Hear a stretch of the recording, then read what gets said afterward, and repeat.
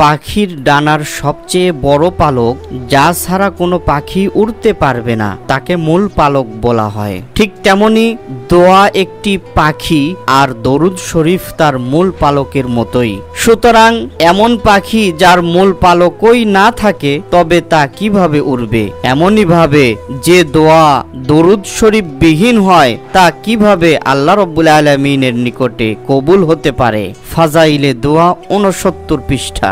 নবীজি সাল্লাল্লাহু আলাইহি ওয়াসাল্লামের দরবারে ফেরেশতাদের হাজিরি। হযরত সাইয়্যিদুনা ইবনে ওয়াহাব রহমাতুল্লাহি তাআলা আলাইহি থেকে বর্ণিত, হযরত সাইয়্যিদুনা কাব রাদিয়াল্লাহু তাআলা আনহু উম্মুল মুমিনিন সাইয়্যিদাতুনা মা আয়েশা রাদিয়াল্লাহু তাআলা আনহা এর খিদমতে উপস্থিত হলেন। লোকেরা রাসূলুল্লাহ সাল্লাল্লাহু আলাইহি ওয়াসাল্লাম এর আলোচনা করলে তখন হযরত সাইয়্যিদুনা কাব রাদিয়াল্লাহু আনহু বলেন, প্রতিদিন 70,000 ফেরেশতা অবতীর্ণ হয় যারা হুজুর সাল্লাল্লাহু আলাইহি ওয়াসাল্লাম রওজা শরীফকে ঘিরে রাখে, আপন পাখাকে বিছিয়ে দেয় এবং রাসূলে পাক সাল্লাল্লাহু আলাইহি ওয়াসাল্লাম এর উপরে দরুদ শরীফ পাঠ করতে থাকে।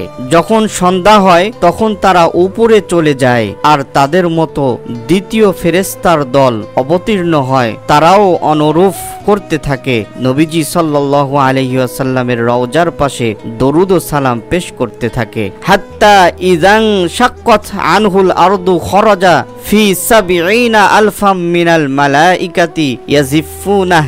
এমনকি যখন ভূপৃষ্ঠ বিদীর্ণ হবে তখন হুজুর সাল্লাল্লাহু আলাইহি ওয়াসাল্লাম 70,000 ফেরেশতার সাথে বের হবেন, যেই সমস্ত ফেরেশতারা নবীজি সাল্লাল্লাহু আলাইহি ওয়াসাল্লামকে আল্লাহ রাব্বুল আলামিনের নিকটে পৌঁছিয়ে দিবেন। সুবহানাল্লাহ। আমাদের নবী হুজুর সাল্লাল্লাহু আলাইহি ওয়াসাল্লাম কেমন নবী! তিনি যখন দুনিয়ার বুকে তাশরিফ আনেন, জন্মগ্রহণ করেন, তখন কি অবস্থায় তিনি ছিলেন?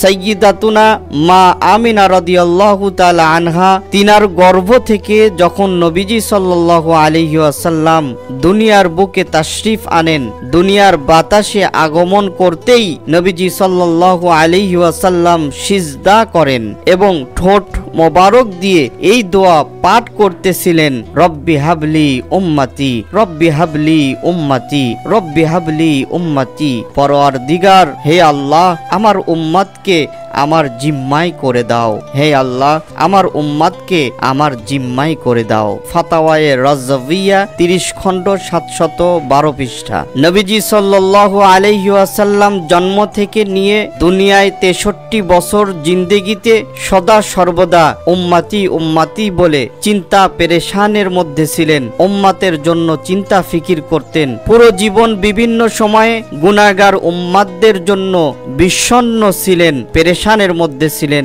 যখন আমাদের নবী সাল্লাল্লাহু আলাইহি ওয়াসাল্লাম দুনিয়ার থেকে পর্দা গ্রহণ করলেন, যখন রওজা মোবারকের মধ্যে তিনাকে রাখা হলো, তখনও ঠোঁট মোবারক কাঁপছিল। কয়েকজন সাহাবী আলাইহিমুর রিদওয়ান সেই ঠোঁট মোবারকের কাছে কান পেতে শুনেছিলেন যে ধীরে ধীরে তিনি বলছেন, উম্মতি উম্মতি ইয়া হাবলি উম্মতি, রব্বি হাবলি উম্মতি।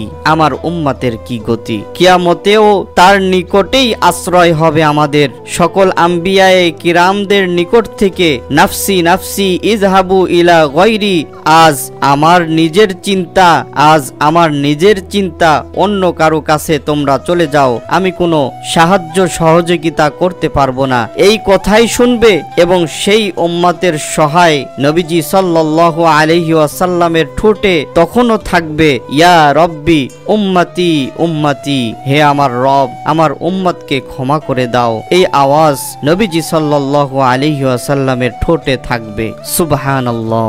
সুতরাং ভালোবাসা এবং ভক্তি বরং মানুষত্বেরও চাহিদা এটাই যে, সুতরাং আমাদের উচিত নবীজি সাল্লাল্লাহু আলাইহি ওয়াসাল্লামের স্মরণ এবং দরুদ সালাম পাঠ করা, বেশি বেশি উদাসীন না হয়ে নবীজি সাল্লাল্লাহু আলাইহি ওয়াসাল্লামের উপরে সদা সর্বদা দরুদ ও সালাম পেশ করা। আল্লাহ রাব্বুল আলামিন আমাদেরকে সদা সর্বদা দরুদ ও সালাম পেশ করার তৌফিক দান করুক। আমিন। আসসালামু আলাইকুম ওয়া রাহমাতুল্লাহি ওয়া বারাকাতুহু। ইয়া রাসূলুল্লাহ, ইয়া হাবিব